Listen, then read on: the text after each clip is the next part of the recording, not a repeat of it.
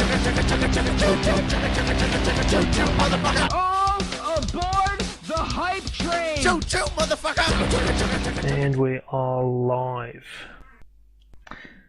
Welcome everyone to the first episode of the Hype Train podcast with me, Magnazan.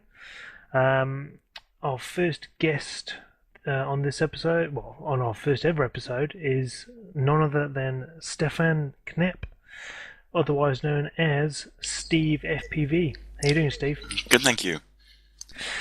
Now, on this podcast, we're going to be talking about hype products in the market, and today's show we're going to be talking about battery technologies and the Connex ProSight HD system. So we're gonna figure out what the hype is and what we think about said hype and whether it's legitimate or not. Awesome. All right, so let's talk about you first, Steve. Yep. I've known you for a year now, and I'd probably Yep. class you as one of the top pilots in New Zealand. Thank you. Now you're a racer and an acro pilot, right? So just Yeah. tell people where they can find you and what you've been doing and how you got into the hobby. Yeah. So I'm SteveFPV on YouTube. I post videos every now and then when I feel like it. I've been in the hobby for probably about 6 or 8 years now. I started out as in planes. What got me into it was flight test. Thought that's awesome. Went on Hobby King. Was amazed how cheap was I couldn't believe how cheap everything was on Hobby King. So I got some stuff and yeah, all went from there. I got into mini quads basically as they came out.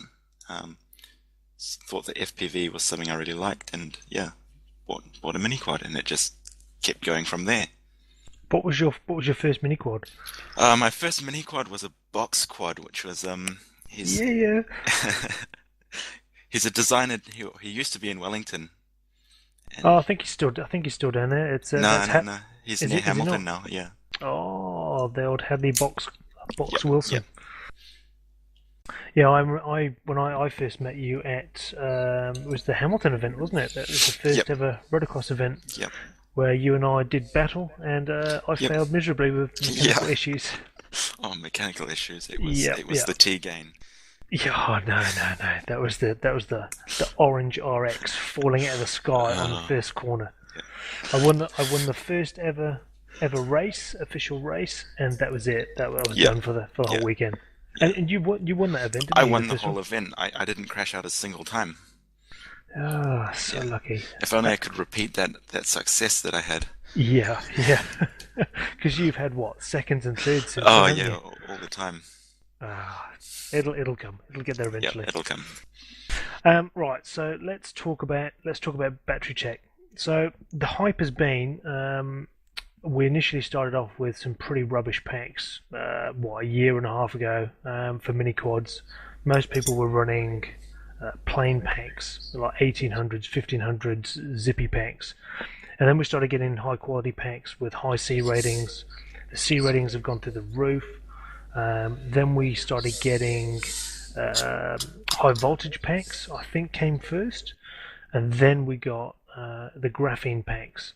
So the promise with high C ratings was that we would get more punch, more power from our packs during the flight. And then that morphed into high voltage packs, which was kind of like running an extra cell in your pack, but not quite. So we were charging packs to 4.35 per cell. Then we got the graphene, which apparently has graphene in the pack. And again, the promise is keeping that voltage throughout your pack so you're not getting sagging. So, what has been your experience? What do you think makes a good pack? Internal resistance. It's all internal resistance. So on a good pack, okay. So let's explain internal resistance first. So when you buy a lipo, and you can measure the internal resistance of the pack, which essentially means that when you're discharging that pack, the lower the resistance, in theory, the less sag you're going to get, and the more punch you're going to get from that pack, right? Yeah. You can basically think of it as your quadcopter being full of water pipes, and water has to flow through the battery, the motors, the ESCs. The lower the internal resistance, the bigger those pipes can be through the battery. The less resistance it'll have through the battery, and the more water will flow through. So, yeah. So where does the C rating come into that? So the C rating is the amount of amps we can pull from a pack. Yes. Yep. And unfortunately, there's no standard measurement of C rating. So some manufacturers will pull as many amps as they can from a pack until it discharges to almost nothing, at least not a usable amount in a mini quad. Others will discharge it to 3.2 and give you a true C rating. But unfortunately, if you look at a pack now and see a C rating of 70C, there's nothing on that. There's nothing to really justify that number. Yeah. With all packs, you're taking a shot in the dark every time you buy one. It doesn't, even though the number says that, it could mean something completely different. Yeah, and it's such bad marketing as well, because you can pretty much have two packs that are almost identical, even from the same factory, labeled completely differently, and they'll have different C numbers, Absolutely. but it's the same pack. Yeah. I think there's only a few brands that actually do really true C rating. I think there's only one, in fact, that does true C ratings on their packs. Or even just disclosing how they're actually testing the packs. And yeah, exactly. Yeah. I know there was a really good website called lithopedia.org, I think it is. I'd have to double check, but if you type in lithopedia, you'll find it. And basically, they tested a bunch of packs in a standard format, so they would pull as many amps out of the pack until it discharged until it dropped to 3.2 volts per cell, and that would be their C rating for that pack, which is, I thought, a great way of testing it. It's a standard test across all packs. Yeah. Most packs couldn't deliver anywhere near what the C rating they rated at. And as well, the rate we're discharging them, I can look at my OSD and I can go to 900 milliamps of a 1300 milliamp pack, and because we've been discharging it so hard, that pack's flat at 900 milliamps. 900 milliamps, not 1300. Yeah. I mean, you're never going to get the full capacity of the pack, because otherwise it's going to be dead. You want to keep that discharge rate at 80% of the pack, ideally, so that you're not going to damage the packs. Yeah. So what are your thoughts? So you've tried. I mean, you and I both have tried a bunch of packs. Yeah, definitely. What has been your preferred pack to date? Okay, so my favorite packs have been the Bonker packs, the graphenes from Turnigy. So those are the two packs for me that have really stood out. I've tried tattoo packs. I've tried a whole lot of Turnigy stuff, Pulse, Dynegy, and also different C ratings as well. Yeah. I mean, I'm pretty much the same. I've tried the Bonkers, a number of Hobby King branded batteries. Yeah. I found that the Bonker packs, particularly the higher C rating ones, have larger gauge cables on them, which seem to give out more power. Yeah. And that goes back to that IR discussion, or resistance discussion. I have found that the cycles have been a lot less on them than what you'd normally get out of packs. Yeah. Especially if you crash a fair bit, or crashing them, they seem to damage they get pretty easily. dinged up, and I mean, one thing we should mention, that in some lipos, they have protection plates. I know the Turnigy graphenes have the protection plates, but you're adding weight then, but you offset the weight versus the protection of the pack, so it's a trade-off. Yeah. Yep. There's definitely a variation as well in sort of the packs between batches. Yes, yeah, definitely. Yeah. I mean, I've had one pack, or well, a number of packs from one batch that have been absolutely outstanding, Yeah. and then you'll get the next batch and it'll be absolutely Yep. rubbish. Absolutely crap. Yeah. I mean, I've tried standard standard high C packs. I've tried the high voltage from Bonkers. I've also got the high voltage bolts from Tunergy. I've just bought some graphenes. Over the, I guess out of all of them, the Bonkers seem to be the most reliable performance-wise. Like I can put a bonker on any of my machines and it'll perform straight away. The bolts performed as good as the bonkers, but have now started to puff after probably 40 cycles. Yep. And I remember trying your graphene pack on my machine, and the first thing that I noticed was that it held the voltage extremely well, even for like the first 30 seconds. Yeah. So, yeah, I mean, if I was to pick any one type of battery that seems to have living up to the hype, it would be the graphenes at the moment. Yeah, absolutely. I can pretty much say the same thing.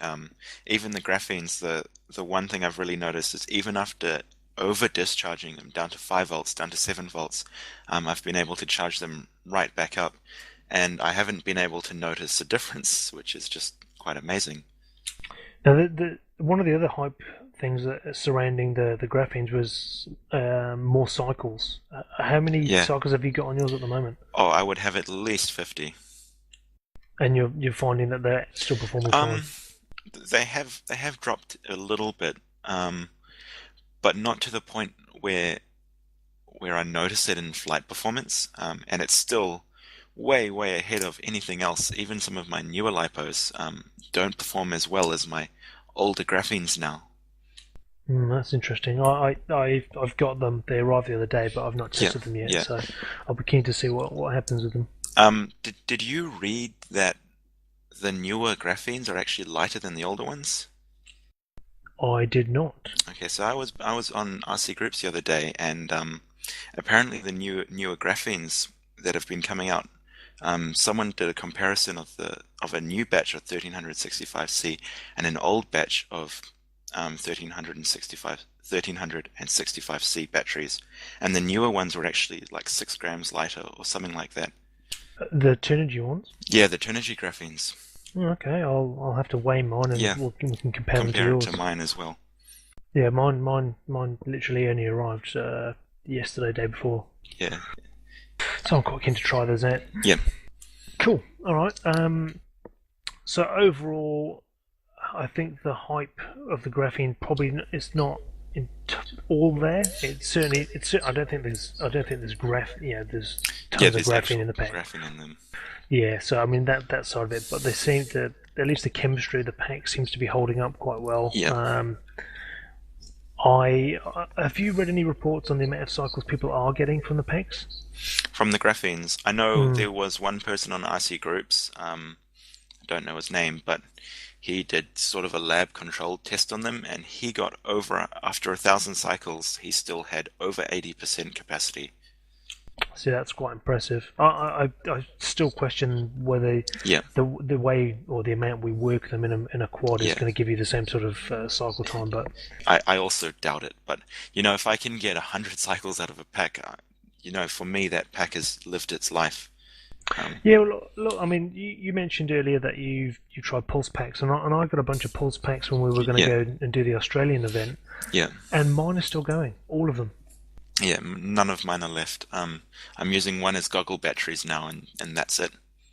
See, they're sitting at about 11 milliohms, which is high for a LiPo. Normally, you'd want to see them around anywhere between the 3 to 6 mark, ideally. Yeah.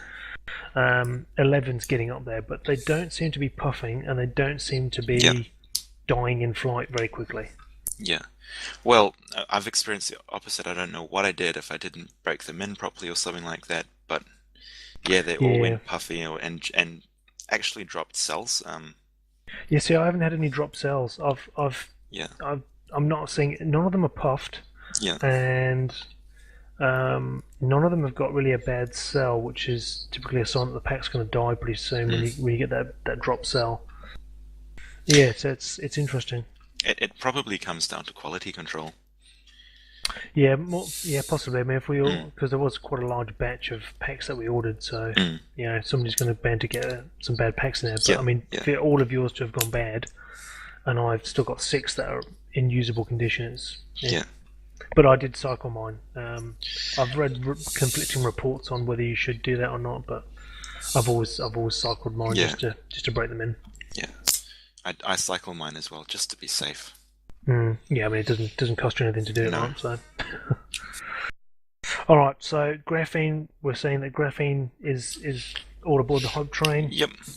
Sweet, high voltage. I think they seem to perform as well, if not better than the graphene, but they don't seem to have the longevity, at least on my packs, Yeah. compared to your graphenes. Yeah, they're just pushing the chemistry a bit far, I think. Yeah, and look, one thing that we should also talk about is sizing of lipos. Yeah. I mean, you should always try and size the lipo for the gear that you're running. If you're running high kV motors, heavy props, you're going to want a relatively large pack, like a 1500 to maybe even an 1800, depending on what you're doing, just so that you're not going to overstrain that pack. Yeah. But when it's racing, you choose the pack for getting around the track in the least amount of weight. So Yep. Yep. all right, so let's talk about the Connex Pro Site hype. So the hype is this is an HD video system downlink. It's 720p, 30 frames a second, digital, and it's supposedly going to be able to let you see the grass, and it's going to, it's wide dynamic range. It's the next best thing, and everybody's going to switch to it. So that's the hype. The reality seems to not actually be too far off, to be fair. Absolutely. Yep. So I mean, what I've seen prior to all the pilots that I've seen using it, there was a number of videos that came out and very little information. The videos that we're at were very poor. It was some guy pretty much just hovering around very close to himself, no acro, no high speed flight, and it was a case of okay, well, let's see what happens when you go behind a wall or a tree. Yeah. And then very recently we've started to see pilots like Bapu and also Rudder Riot have reviewed them.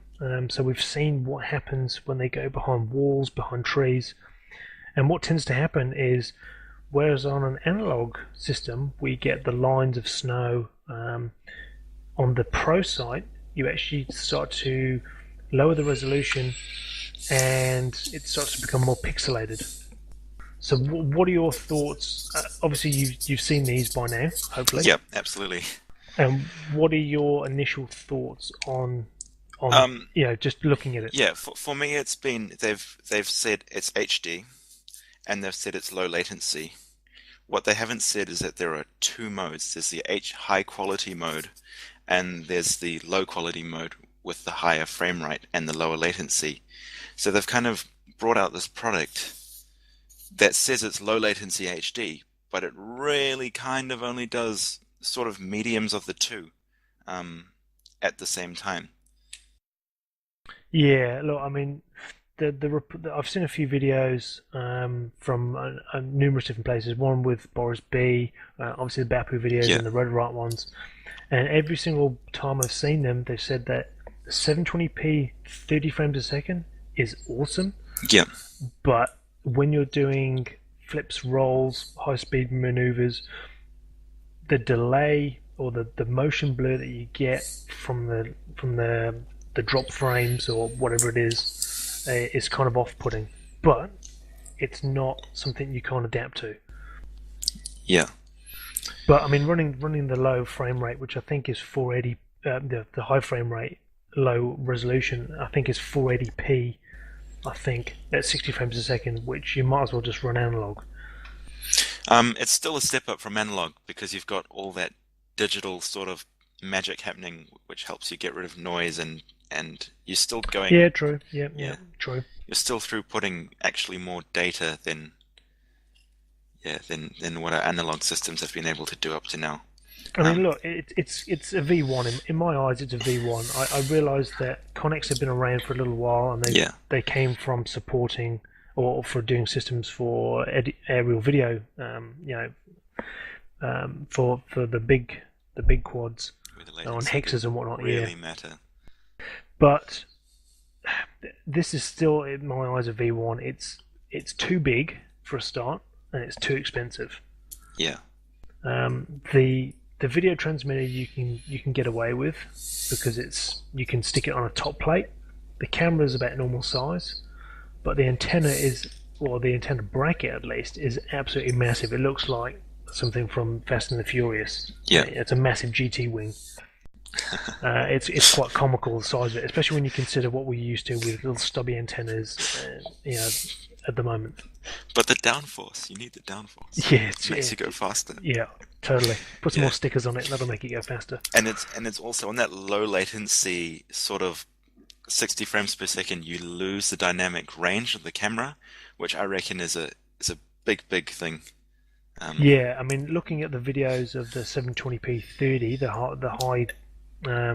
high resolution, high quality, the dynamic range is amazing. It's so far ahead of analog. It's not even funny. Why they couldn't bring that to the low latency mode, I don't know. It's a bit frustrating. Yeah, I think they'll get there. I'll give it 6 months to a year before. I think we'll see a V2 come out. It'll be smaller. It'll give us the 60 frames a second, and that's when we'll jump on it. And we'll have that killer product. Yeah, I think once the Chinese get on board and start cloning this, that's going to drive the price down, the availability up. Because at the moment it's not cheap. It's for the full kit. You're looking at $499. That gives you the receiver, the video transmitter, and the camera. As a kit, it's not bad. But if you've got a spec, 4 or 5 machines with that, I think the camera alone's like $100. I think they may have lowered the price, but I think the camera's $100. And I don't think the video transmitter is that cheap either. Especially when you compare to a $40 FX 799T. Yeah, it's the combination of the camera and the VTX being quite expensive, which makes it all of a sudden very, very out of reach for a lot of people. Yeah, totally. And you also need goggles or a screen with an HDMI input to be able to get the signal.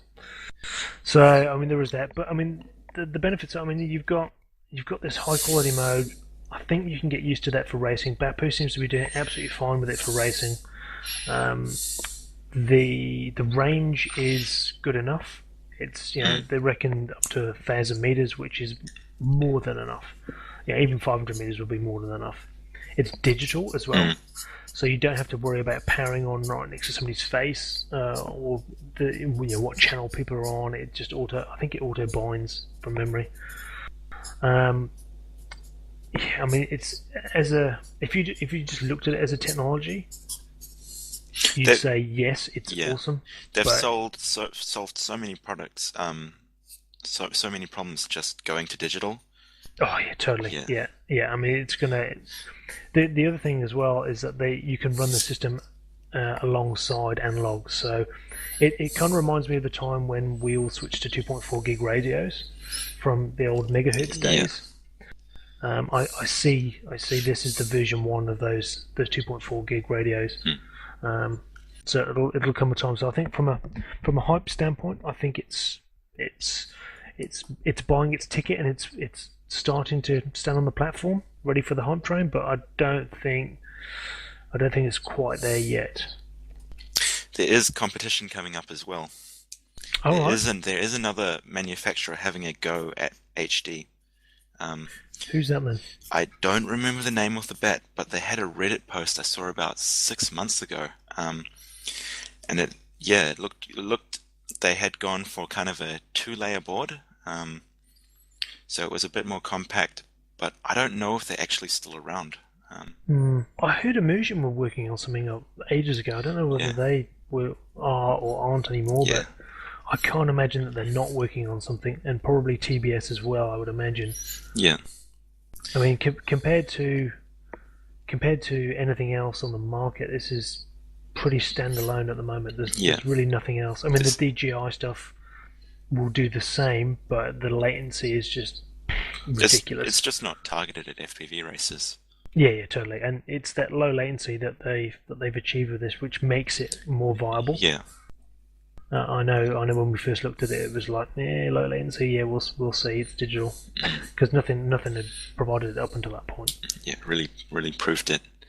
And they'd also ran it at their MultiGP event where they'd got, I think, 19 pilots in the air, 18 or 19 pilots, where they'd used 16.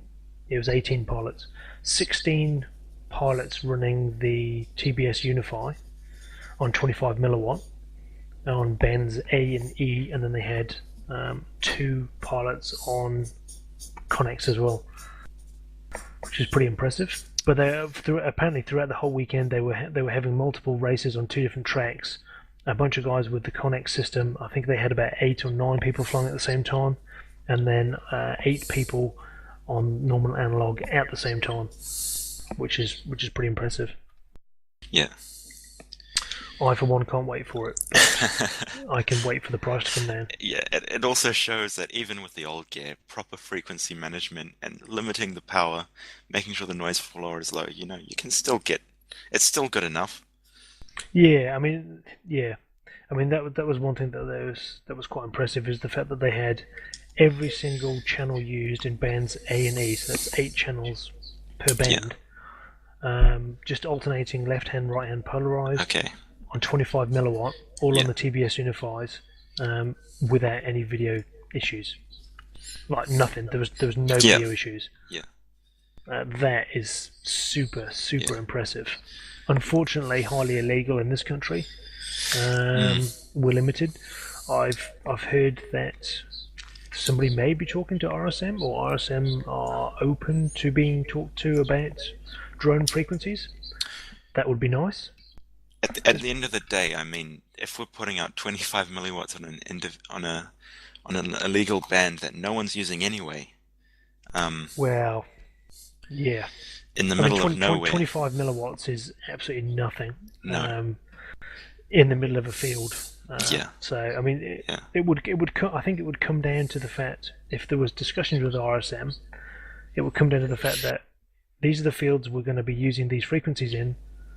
Is anything going to conflict with that? Is that an issue? At that location. And then we get a waiver. Yeah. That would be awesome if we could get that. Yeah. Because then we could run potentially 8 pilots at a time, or even 16 if we had everybody on Unifies. Yeah. Which would be sick for racing. Yeah. I wonder from a technical standpoint, if you chuck it on a frequency analyzer, if you've got sharper sort of frequency cutoffs compared to other VTXs. I wonder if they've done any technology or any testing to see, hey, maybe we can improve the cleanness of the signal. Well, that's exactly what they've done. The Unify is supposedly the cleanest video, and that was proved at the MultiGP, where they had every single one of the 16 pilots had a Unify in it on 25 milliwatt. Yeah. If you'd have told me 6 months ago, I think Matt, the director of Ridicos, was testing them. He couldn't get any better than 4 to 5 on a band. On a band.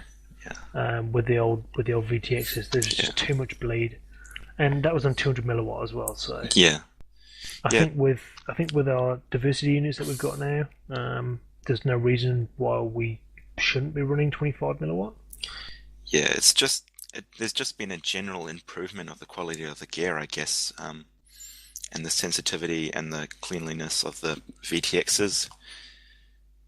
Yeah, totally. Yeah, I mean, pretty much any one of the reasonably well-known brands now, like the FX series of VTXs, and most of those have been rebranded into Lumineers and whatnot.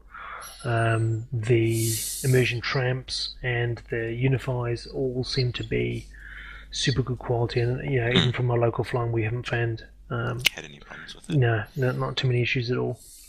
But digital will change that. So Yes, it would. It would be even better. yeah, turn it on, away we go. Don't have to worry about anything. All right. Okay, so I think we've covered about all we needed to cover in this episode. Thanks for being on this show, Steve. Thank you for inviting me. Hopefully we'll see you guys on the next one. Awesome. Goodbye for now.